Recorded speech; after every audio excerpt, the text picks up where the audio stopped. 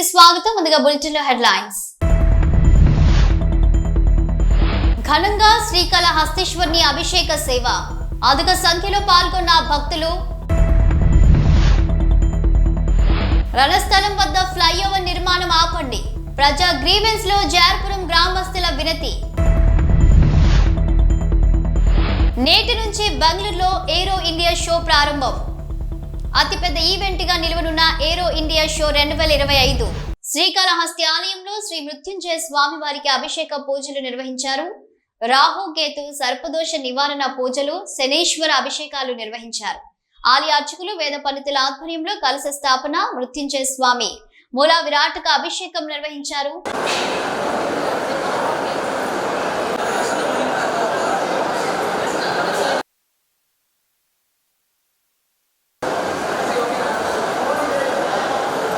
శివసుతాయ శ్రీ వరదమూర్తయే నమో నమః. ఆప్యాయస్వ శివాశరవ్యాజాతవతజానోర్ధ్వనుడయశీః యామిషం గిరిశంతహస్తే బిభర్ష్యస్తవే శివాంగిరుత్తాం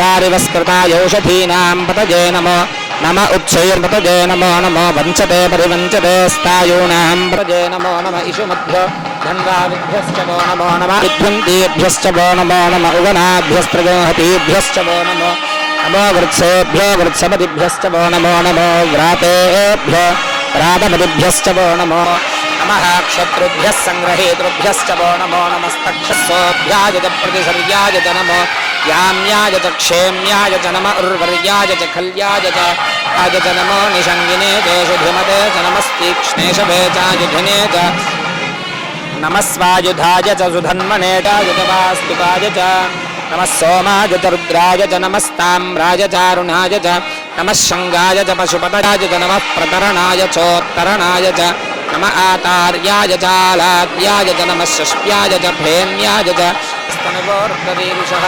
మానస్తోకేతనజే మాన ఆయుషుమానో గోషుమానో స్వే శరీరుషః వీరాన్మానో అవస్థిరామధవధ్య.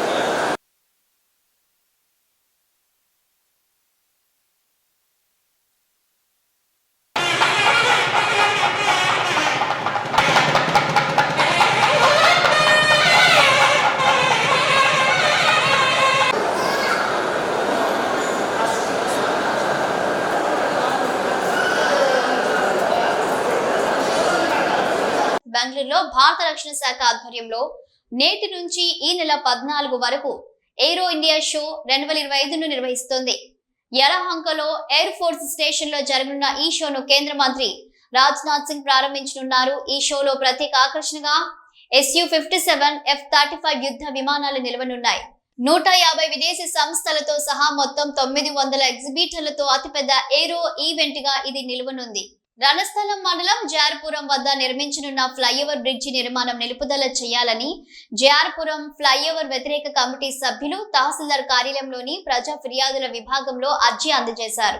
తహసీల్దార్ కార్యాలయం సూపరింటెండెంట్ మూర్తికి ఈ మేరకు వినతి పత్రం అందజేస్తూ ఫ్లైఓవర్ నిర్మాణం వలన ఉన్న ప్రతికూల పరిస్థితులను వివరించారు. గతంలో బైపాస్ నిర్మాణం కొరకు ప్రతిపాదించిన అధికారులు ఆ తరువాత ఈ నిర్ణయాన్ని విరమించుకోవడాన్ని ఆక్షేపించారు. గతంలో బైపాస్ నిర్మాణం కోసం 165 కోట్ల రూపాయల ఖర్చును భూ నిర్వాసితుల పరిహారం ఇవ్వడం అత్యంత ఆర్థిక భారంగా భావించిన NHAI అధికారులు ఇప్పుడు 70 కోట్ల రూపాయల అధిక ఖర్చుతో సుమారు 235 కోట్ల రూపాయలతో ఫ్లైఓవర్ నిర్మిస్తామని అనడం ఏంటని నిలదీశారు. బైపాస్ కంటే 70 కోట్ల రూపాయలు అధికంగా ఖర్చు చేసి నిర్మిస్తున్న ఫ్లైఓవర్ వలన అనర్థాలు తప్ప ఈ ప్రాంతానికి ప్రయోజనం లేదన్నారు. ఈ ప్రాంత శాశ్వత ప్రయోజనం అభివృద్ధి కోసం బైపాస్ నిర్మాణం చేపట్టాలని డిమాండ్ చేశారు. వైఎస్ఆర్సీపీ పార్టీ కార్యకర్తలపై కూటమి నాయకులు దాడులు చేస్తున్నారని, నరసింహులు అనే వ్యక్తిపై నిన్న హత్యాయత్నం చేశారని, కూటమి అధికారం ఖాయం అనుకున్న దగ్గర నుండి మా కార్యకర్తలపై దాడులు చేస్తున్నారని అన్నారు. మాజీ ఎమ్మెల్యే తోపుదుర్తి ప్రకాష్ రెడ్డి. రాప్తాడు నియోజకవర్గం వైసీపీ సానుభూతి పరులపై అనేక దాడులు జరిగాయని అన్నారు. ప్రకాష్ రెడ్డి, మేము చాలా ఓర్పుగా ఉన్నామని, ఎక్కడా కూడా కౌంటర్ అటాక్ చేయలేదని, సంయమనం పాటిస్తూ వస్తున్నామన్నారు. కనగానపల్లి మండలం తుమ్చర్ల పంచాయతీ గుంతపల్లి గ్రామంలో సాకలి నరసింహుల మీద జరిగిన దాడి, నరసింహుల పైన జరిగిన హత్యా ప్రయత్నం నిన్నటి నుంచి మీరందరూ మీడియా సోదరులందరూ కూడా గమనించడం జరిగింది. నిన్న సాక్షి ఛానల్లో మధ్యాహ్నం నుంచి కూడా స్క్రోలింగ్ రావడం జరిగింది. పోలీసులు కేసు నమోదు చేయడం కూడా జరిగింది. అయితే ఎన్నడూ లేనిది గత 8 నెలలుగా ఎక్కడ కూడా హత్యాయత్నాలు అనేవి లేవు. దాడులు జరిగినాయి. ఒక 30-40 దాడులు కౌంటింగ్ జరుగుతున్నటువంటి కౌంటింగ్ లో టీడీపీ అప్పర్ హ్యాండ్ లో ఉందనే సమాచారం బయటకు వచ్చినప్పటి నుంచి కౌంటింగ్ రోజు పూర్తయ్యేటప్పటికి 30 దాడులు జరిగినాయి. దాని తర్వాత ఇప్పటి వరకు మరొక 40-50 దాడులు జరిగినాయి. అంటే రాప్తాడు నియోజకవర్గంలో వైఎస్ఆర్ కాంగ్రెస్ పార్టీ సానుభూతి పరుల మీద అనేక దాడులు జరిగినాయి. ఓర్పుగా ఉన్నాం. ఎక్కడ కూడా కౌంటర్ అటాక్ మేము చేయాలని ప్రయత్నం చేయలే. సంయమనం పాటించమని కోరుతూ వచ్చినాం. ప్రజలు చంద్రబాబు ఇచ్చిన అబద్ధపు హామీలను నమ్మి మోసపోయినారా? చంద్రబాబు ప్రజల్ని మోసం చేశాడా, లేదా ఎన్నికల కమిషన్ ప్రజాస్వామ్యాన్ని మోసం చేసిందా అనేది తేలాల్సి ఉంది. ఈరోజు తేలుతా ఉండేది ఏమంటే చంద్రబాబు నాయుడు ప్రజల్ని అబద్దాలు చెప్పి మోసం చేశాడని తేలిపోయింది. ప్రజల్లో తిరుగుబాటు వచ్చింది. ప్రజలు గుర్తుంటే పరిటాల సునీత ఓటు వేయకూడదు, చంద్రబాబు నాయుడు ఓటు వేయకూడదని తీర్మానించుకున్న సందర్భంలో పైనున్న హంద్రీనివా కాలువ కాంక్రీట్ లైనింగ్ చేస్తూ 1000 కోట్ల రూపాయల టెండర్లు పిలిపించుకొని దాదాపుగా 100 కోట్ల రూపాయల కమిషన్ల కోసం హిందూపురం పార్లమెంట్ నియోజకవర్గ పరిధిలో 4 అసెంబ్లీ నియోజకవర్గాల్లో దాదాపుగా 5 లక్షల ఎకరాలు హంద్రీనివా కాలువ దగ్గర ఉన్నటువంటి 5 లక్షల ఎకరాల్లో భూగర్భ జలాలు అడుగంటిపోయేటువంటి పరిస్థితి తీసుకొని వస్తున్నారు. కమిషన్ల కక్కుర్తి కోసం తెలుగుదేశం పార్టీ శాసనసభ్యులు పరిటాల సునీతతో సహా. మరి ఈ సందర్భంగా గత నెల రోజులుగా ప్రజల్ని చైతన్యపరిచేటువంటి కార్యక్రమం చేస్తున్నాం. అనేక మీడియా సమావేశాలు ఏర్పాటు చేసినాం. హంద్రీనివా కాలువ కాంక్రీట్ లైనింగ్ జరపడం అనేది అశాస్త్రీయము. ఈ కాలువ దిగువ 6 లక్షల ఎకరాలకు ఆయకట్టును ఇచ్చేటువంటి కాలువ ఇది. దానికి సంబంధించి పిల్ల కాలువల నిర్మాణం పూర్తయినాక చివరికంటే ఆయకట్టుకు నీళ్లు పోయే క్రమంలో మాత్రమే కాలువ లైనింగ్ చేయాలనేసి పేర్కొనడం జరిగింది.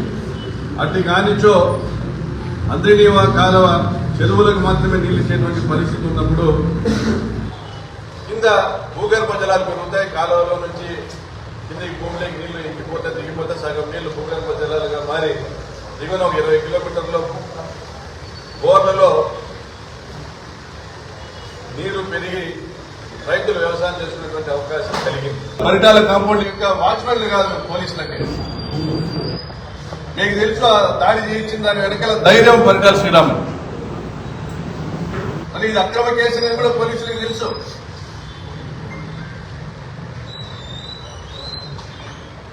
మరి పట్టపొగులే స్ప్రింక్లర్లు ఎత్తకపోతున్నారు. పట్టపొగులే బోర్లు కట్ చేసి బోర్బావులు వేస్తా ఉన్నారు. పట్టపొగులే దొంగతనాలు చేస్తున్నారు.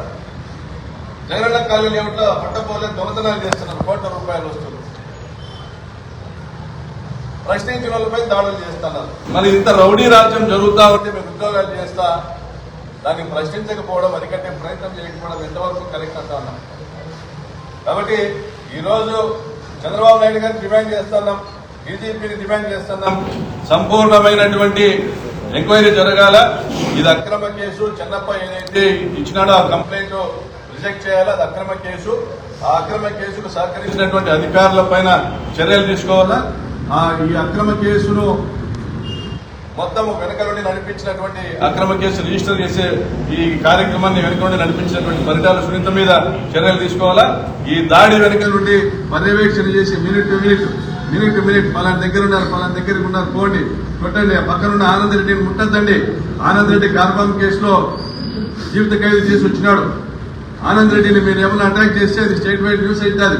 అతన్ని ముట్టద్దండి, ఇతన్ని మాత్రం కొట్టండి అని చెప్తూ పక్క నుండి ఈ ప్రోత్సహించి నడిపించినంత పరిటాల శ్రీరామ్ అందరి మీద కేసు కట్టాలని కోరుకుంటూ సెలవు.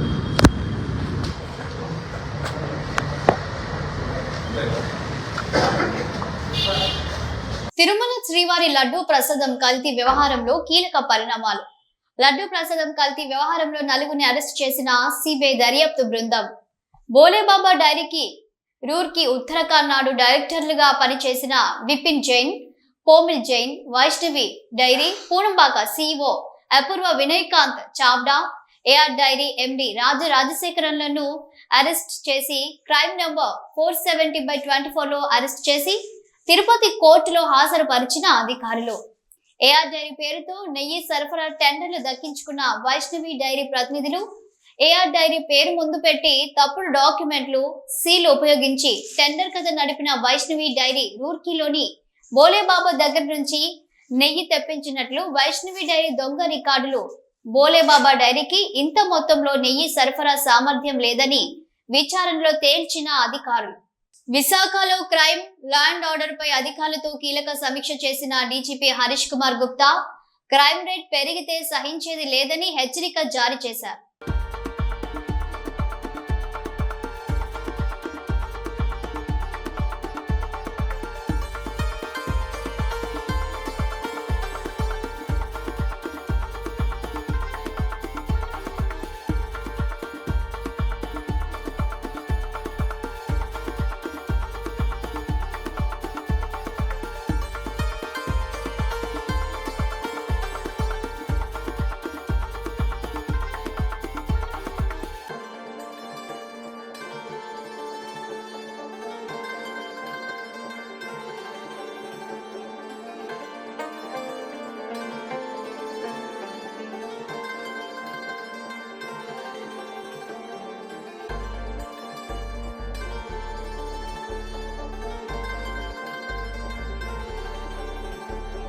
పాలక్కాడ్ జిల్లాలో పట్టాంబి నేర్చ పండుగలో అదుపు తప్పి జనాన్ని పరుగులు పెట్టించిన పేరూర్ శివన్ అనే ఏనుగు. అదృష్టవశాత్తు ఎవరికి ఎలాంటి ప్రమాదం జరగకపోవడంతో ఊపిరి పీల్చుకున్నారు జనం.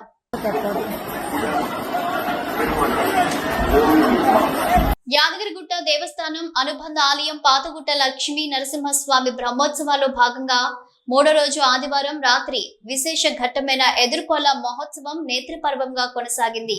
సాయంత్రం వేద పారాయణాలు, హవనం చేపట్టి స్వామి అమ్మవారిని బంగారు ఆభరణాలు, వజ్ర వైఢూర్యాలు, వివిధ రకాల పూలమాలలతో దివ్య మనోహరంగా అలంకరించారు. వేద మంత్ర పఠనాలు, మంగళ వాయిద్యాల నడుమ అశ్వ వాహనంపై నరసింహుడు ముత్యాల పల్లకిలో లక్ష్మీ అమ్మవారిని ఆలయ కళ్యాణ మండపానికి ఊరేగింపుగా చేర్చి ఎదుర్కోలు మహోత్సవం సంప్రదాయ రీతిలో నిర్వహించారు.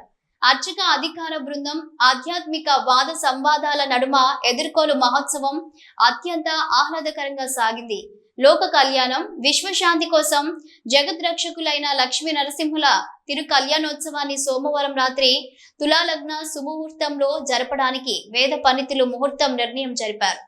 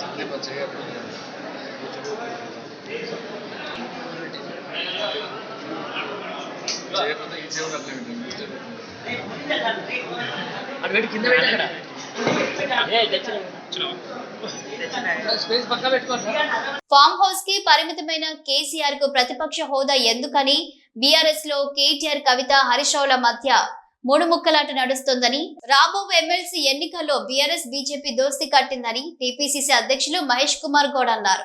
సిద్దిపేట జిల్లా గజ్వెల్ మండలం రిమ్మనగూడలోని ఓ ప్రైవేట్ హోటల్లో టీపీసీసీ అధ్యక్షులు మహేష్ కుమార్ గౌడ్ మీడియా సమావేశం నిర్వహించారు. ఈ సందర్భంగా టీపీసీసీ అధ్యక్షుడు మహేష్ కుమార్ గౌడ్ మాట్లాడుతూ, గజ్వెల్ ప్రజలను పట్టించుకోకుండా ప్రతిపక్ష నేత కేసీఆర్ ఫామ్ హౌస్ లో సేద తీరుతున్నాడని, తెలంగాణలో బీఆర్ఎస్ దుకాణం బంద్ అయిందని వ్యాఖ్యానించారు. ఎమ్మెల్సీ ఎన్నికల్లో కాంగ్రెస్ పార్టీ అభ్యర్థులను ఓడించడానికి బీఆర్ఎస్ బీజేపీ లోపాయికారి ఒప్పందంతో ఎన్నికలకు సిద్ధమయ్యారని ఆరోపించారు. ఎమ్మెల్సీ ఎన్నికల్లో పోటీ చేయడానికి బీఆర్ఎస్ పార్టీకి అభ్యర్థులు కరువయ్యారని, బీజేపీ నేతలు మతం పేరిట ప్రజలను రెచ్చగొట్టి రాజకీయంగా లబ్ధి పొంది ఆనవాయితీ ఉందని పేర్కొన్నారు. బీజేపీ 8 మంది ఎంపీలు ఉంటే బడ్జెట్ లో రాష్ట్రానికి వచ్చిన నిధులు గార్దగుడ్డు బడ్జెట్ ఇచ్చారని మండిపడ్డారు. గతంలో కూడా పార్లమెంట్ ఎన్నికల్లో మాదిరిగానే ఎమ్మెల్సీ ఎన్నికల్లో పరోక్షంగా బీజేపీకి టీఆర్ఎస్ మద్దతిస్తుందని అన్నారు. స్వాతంత్ర్యం వచ్చిన తర్వాత దేశంలో మొట్టమొదటిగా తెలంగాణలో కులగణన సర్వే నిర్వహించామని, కులగణన సర్వేతో దేశానికి ఆదర్శంగా నిలిచిందని, ఆ ఘనత కాంగ్రెస్ కు దక్కిందని కొనియాడారు. పారదర్శకంగా కులగణన సర్వే నిర్వహించామని, కేటీఆర్ మేకపోతు గాంభీర్యం ప్రదర్శిస్తున్నాడని, బీసీల గురించి బీఆర్ఎస్ నేతలు మాట్లాడుతుంటే దయ్యాలు వేదాలు వల్లించినట్లు ఉందని, కులగణన సర్వేలో పాల్గొనని కేటీఆర్, ఆయన కుటుంబ సభ్యులకు రీసర్వే జరపమని అడిగే హక్కు, అర్హత లేదని ఘాటు వ్యాఖ్యలు చేశారు. రావు ఎమ్మెల్సీ ఎన్నికల్లో కాంగ్రెస్ పార్టీ అభ్యర్థి నరేందర్ రెడ్డిని భారీ మెజారిటీతో గెలిపించాలని పట్టభద్రులను కోరారు. కాంగ్రెస్ ప్రభుత్వం అధికారంలోకి వచ్చిన 56,000 ఉద్యోగాలు ఇచ్చిందని అన్నారు. ఈ కార్యక్రమంలో మంత్రి జూపల్లి కృష్ణారావు, ఖానాపూర్ ఎమ్మెల్యే వెడ్మా బొజ్జు, షబీర్ అలీ, గజ్వెల్ మాజీ ఎమ్మెల్యే నరసారెడ్డి, గజ్వెల్ ప్రజ్ఞాపూర్ మున్సిపల్ మాజీ చైర్మన్ గాడిపల్లి భాస్కర్, తెలంగాణ మహిళా యూత్ విభాగం ఉపాధ్యక్షురాలు అంక్షారెడ్డి, కాంగ్రెస్ నాయకులు, పార్టీ శ్రేణులు, కార్యకర్తలు పాల్గొన్నారు. కరీంనగర్, నిజామాబాద్, మెదక్, ఆదిలాబాద్ ఉమ్మడి జిల్లాలకు సంబంధించినటువంటి గ్రాడ్యుయేట్స్ ఎమ్మెల్సీ ఎన్నికలు ఈ నెలలో జరగబోతా ఉన్నాయి. కాంగ్రెస్ అభ్యర్థిగా ప్రముఖ విద్యా సంస్థల అధినేత నరేందర్ రెడ్డి గారిని అక్కడ ఉన్నటువంటి కాంగ్రెస్ నాయకుల యొక్క ఆభిష్టం మేరకు నిర్ణయం చేయడం జరిగింది. వాళ్ళ నామినేషన్ ప్రక్రియకి కరీంనగర్ వెళ్తూ ఉన్నాం. వెళ్తూ అపోజిషన్ పార్టీ లీడర్ ప్రాతిత్వం వహిస్తున్నటువంటి నియోజకవర్గం గుండా పోతా ఉన్నాం కాబట్టి ఒకసారి వారిని నిద్ర లేపి తలుపు తట్టి పోదామనే ఆలోచనతో ఈ మీడియా సమావేశం ఏర్పాటు చేశారు. మిత్రులారా, మీకు తెలుసు, ఈ రాష్ట్రంలో కాంగ్రెస్ పార్టీకి అధికారం ఇవ్వడానికి 63 స్థానాలు ఇస్తే 10 ఏళ్ళు ముఖ్యమంత్రిగా చేసిన కేసీఆర్ కూడా సముచిత స్థానం ఇచ్చి అపోజిషన్ హోదా కట్టబెట్టినారు. అసెంబ్లీకి ముఖం చాటేసినాడు. మీకు ఎప్పుడన్నా కలిసిండో లేదో నాకు తెలియదు, నర్సారెడ్డి గారు చెప్పాలి. సంవత్సర కాలంలో కనీసం నియోజకవర్గంలో ఒకసారి పర్యటించి కార్యకర్తల యొక్క కష్టాల్లో మమైక్యమైనటువంటి సందర్భం నాకైతే కనబట్టలేదు. నేను మీ ద్వారా ఓటేసినటువంటి ఇక్కడ ప్రజల ద్వారా వారిని అడుగుతూ ఉన్నాను, మీకు ప్రతిపక్ష హోదా ఇచ్చి గౌరవిస్తే మీరు కనీసం అసెంబ్లీ కూడా రాకుంటే ఈ ప్రతిపక్ష హోదా మీకు అవసరమా అని రాష్ట్ర ప్రజలు అడుగుతూ ఉన్నారు.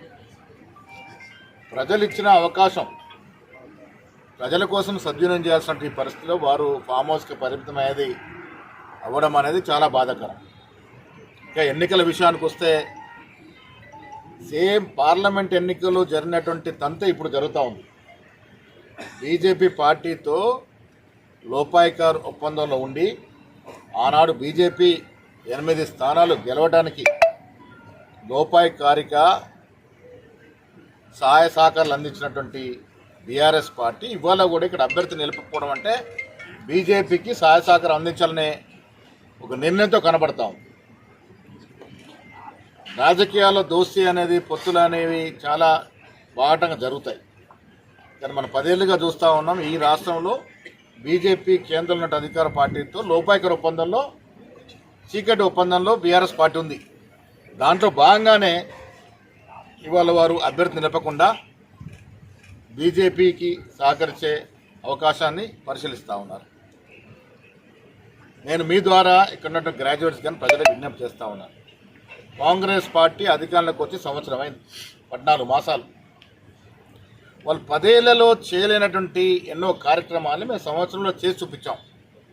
ఉదాహరణకి వాళ్ళు 10 ఏళ్లలో 50,000 ఉద్యోగాలు ఇస్తే, అంటే సగటున సంవత్సరానికి 5,000 ఉద్యోగాలు ఇస్తే, మేము 9 మాసాల్లో 56,000 ఉద్యోగాలు ఇచ్చాం. అంటే సగటున నెలకి 6,000 ఉద్యోగాలు ఇచ్చాం.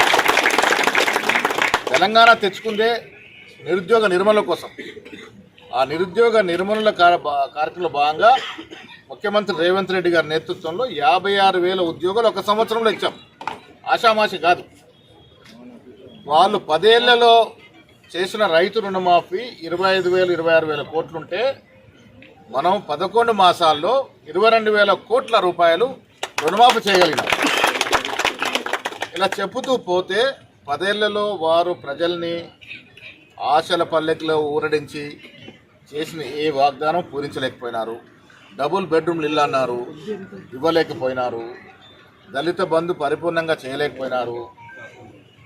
ఇవాళ మనం ఇందిరమ్మ ఇళ్ళ పేరంట ఇల్లు ఇచ్చే కార్యక్రమం పెట్టినాం. 10 ఏళ్ళు ఒక్క కారెట్ అంటే ఒక్క రేషన్ కార్డు ఇవ్వలేని పరిస్థితి. ఇవాళ అర్హులైన అందరూ కూడా మనం రేషన్ కార్డులు ఇస్తూ ఉన్నాము. రైతు బంధు ఇస్తూ ఉన్నాము. ఉచితంగా మహిళలకి బస్సు ప్రయాణం ఇచ్చాము. 200 యూనిట్ల వరకు ఉచిత కరెంట్ ఇచ్చినాము. ఇలా చెప్పుతూ సిద్దిపేట జిల్లా హుస్నాబాద్ పట్టణంలో మంత్రి పొన్నం ప్రభాకర్ పర్యటించారు. పట్టణంలోని సెలూన్ షాప్ లోకి వెళ్లి కటింగ్ చేయించుకుని సరదాగా గడిపారు. పక్కనే ఉన్న టిఫిన్ సెంటర్ కి వెళ్లి కాసేపు అక్కడ ప్రజలతో ముచ్చటించారు. అటువైపుగా వెళ్తున్న పాఠశాల బస్సులోని విద్యార్థులకు అభివాదం చేశారు. స్థానికుల సమస్యలను అడిగి తెలుసుకున్నారు.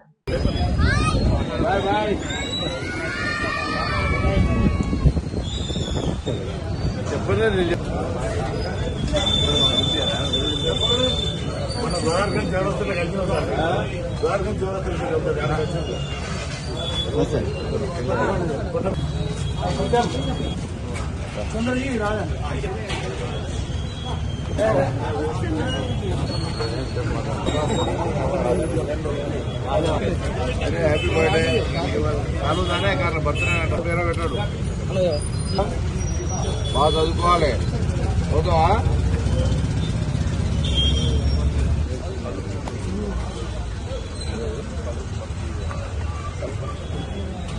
స్కూల్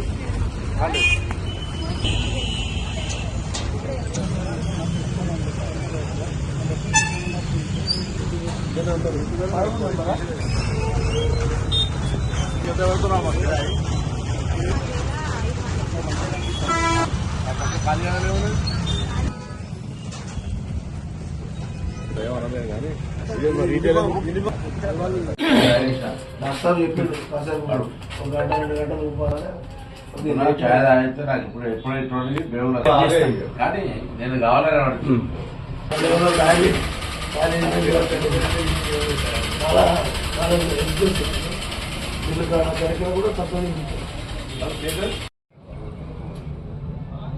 ఇంకా దేవుడికి ఇంటికాడ పట్టిల్లట్నా?